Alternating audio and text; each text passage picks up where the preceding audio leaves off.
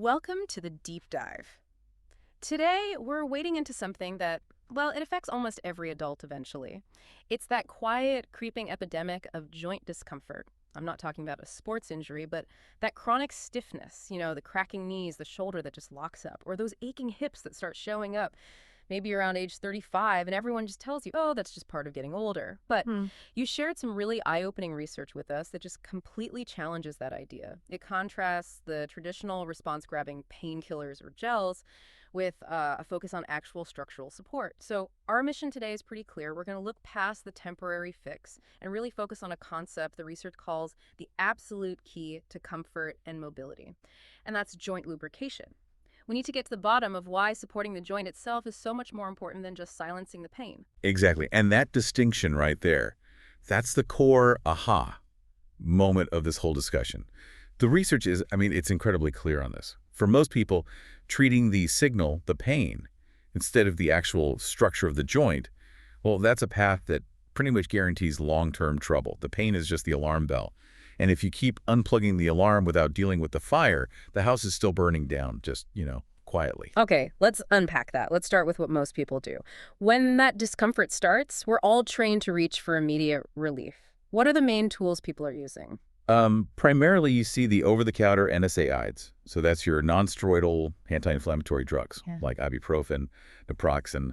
Sometimes there are stronger prescription versions. Like diclofenac, things like that. Right. And alongside those, you have all the topical pain relief sprays, the gels, and then for more serious cases, maybe an occasional steroid injection. So when you look at that whole list, pills, creams, shots, what's the one thing they all have in common? How do they work? They all, at their core, target inflammation, and they block pain signals. They're designed to interrupt the chemical pathways that generate that feeling of pain and swelling. But here's what they are not designed to do. They don't restore joint function, they don't rebuild cartilage, and they certainly don't rebalance the joint's internal environment. And this is where the research you mentioned gets really interesting because it highlights a kind of trap. You said silencing the signal lets the damage continue. What is actually happening inside the joint when we turn off the pain but keep on moving? It's a subtle but really profound danger. Uh, See, pain, as unpleasant as it is, serves a vital purpose. It's a protective mechanism that tells you to limit movement in a compromised area. It's feedback. It's critical feedback. So if you get rid of the pain, you remove that feedback loop. Mhm. You suddenly feel fine, so you start pushing the jack harder than you should. You might move more aggressively, maybe lift something heavy, or just go about your day in a way that the underlying structurally weak joint just can't handle. So you're causing more damage without even realizing it. Precisely. The research calls it a kind of unconscious overuse. The temporary relief lets you unknowingly accelerate the friction, the wear and tear. All that degeneration is just happening silently in the background. Wow. So if the actual goal is long-term mobility, this whole symptom-first approach is actually, well, it's digging you into a deeper hole. What are the specific long-term outcomes the material points to? The outcomes are pretty sobering, honestly. This path of just suppressing symptoms, it leads directly to a reduced range of motion, way more stiffness because the friction is still there, and faster wear and tear on the joint. And eventually it leads to a dependency on those very same painkillers just to do normal daily things, like climbing stairs or even just getting out of a chair. It mortgages your future mobility for a little relief today. Okay, so that's the modern trap. We need to shift gears completely. Let's move away from painkillers and look at what a healthy joint actually needs. The research is clear. It's not just bones rubbing together. Not at all. It's a complex, highly specialized internal environment. And the center of that environment is joint lubrication, which is technically known as synovial fluid. But you shouldn't think of it as just oil. It's more like a dynamic, intelligent gel that sits inside every major joint capsule. And what's its job? What does it do? Its function is multifaceted and absolutely critical. It's the primary shock absorber. It cushions the bones. It reduces friction between the cartilage surfaces to almost zero. And it's what keeps movement smooth and silent. It's the reason our joints can handle so much stress over a lifetime. You mentioned a technical balance earlier. What is this lubrication actually made of? Right, so it's not just water. It's a very specialized fluid made up of biopolymers, and the most important one is hyaluronic acid. It's this incredibly powerful hydrating compound, and that's the key, because hyaluronic acid is what gives the synovial fluid that thick, viscous, gel-like quality. It determines how well the fluid can resist compression and absorb shock. So the thickness of that fluid is what keeps the cartilage, that spongy protective layer, soft and flexible. If the fluid thins out, the cartilage is in trouble. It's in big trouble. Cartilage doesn't have its own blood supply, so it relies on that fluid for nutrients and hydration. When the fluid thins or dries up, the cartilage starts to, well, to desiccate. It gets stiffer, harder, and much more prone to damage. And you can actually feel that. The sources use some great descriptions for what happens when that lubrication declines. They said joints start to feel rusty in the morning, movement gets tight, restricted, and then you start to hear those grinding or popping sounds. Crepitus. That's the sound of surfaces moving without enough cushioning. That rusty feeling is the physical proof of increased friction from poor lubrication. And this is the point that connects everything back to the beginning. No painkiller, no anti-inflammatory on earth can physically replace that lost hyaluronic acid or rehydrate that stiff cartilage. They work on completely different pathways. Which brings us to a really fundamental challenge. We know anti-inflammatory drugs work, they reduce swelling, and swelling hurts. So why isn't that fixing the root cause? Because the inflammation you're treating is very often a symptom of a mechanical problem. It's not the disease itself. Okay. So when you take an NSAID, you reduce the inflammation, which feels good. But you're not rebuilding the joint fluid. You're not rehydrating the cartilage. The friction, which is the underlying cause, is completely unchanged. And we also have to talk about the health trade-offs with long-term use. Using these drugs every day puts a lot of stress on your system, your stomach, your liver, your kidneys. And of course, the moment the drug wears off, just a few hours later, that lack of lubrication is still there. The relief is temporary because the wear and tear is still happening. So the big philosophical shift here is that anti-inflammatories basically help you ignore the real problem. The focus needs to be on structural maintenance.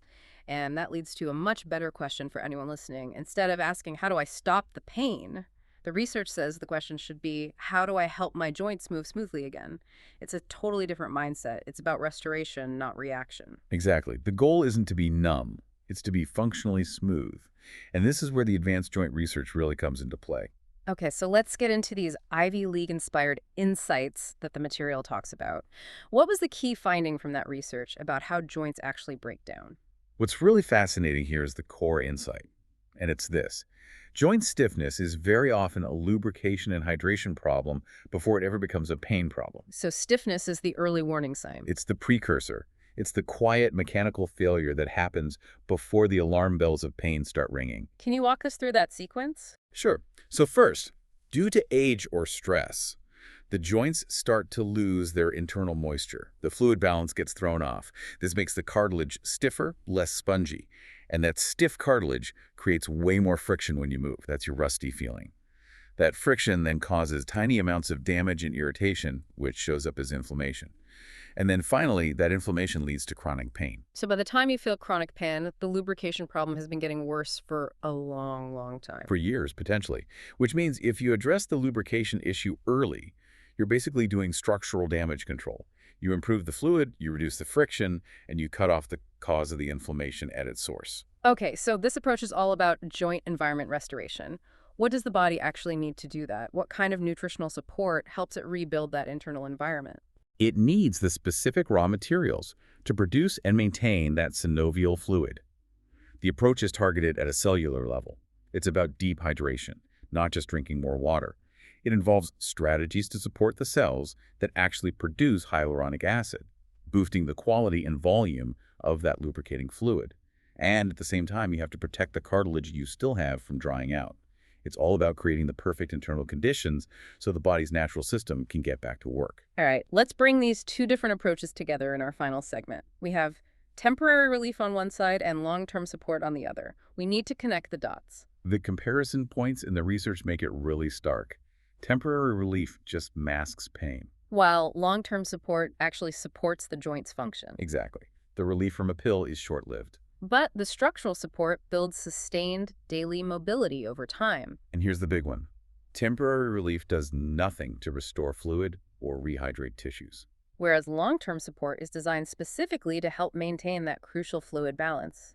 So one requires repeated use, day after day, just to keep the pain at bay. The other is designed for consistent maintenance to fix the root mechanical cause. The sources mention a product, Biodynamix Joint Genesis, as a concrete example of this research in action.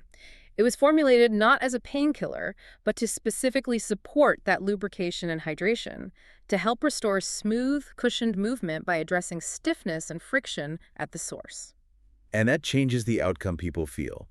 The material points out that many people don't notice it as pain relief at first.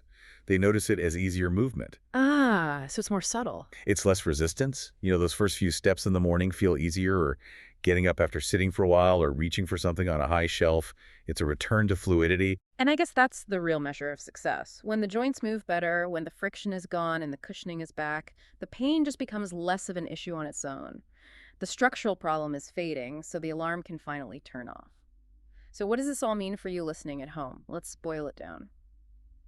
The core takeaway from this research is that joint health isn't about becoming numb to pain. It's about moving freely and silently again. If your joints feel stiff or tight, or you hear that grinding, the problem is very likely a loss of lubrication and hydration, not just inflammation.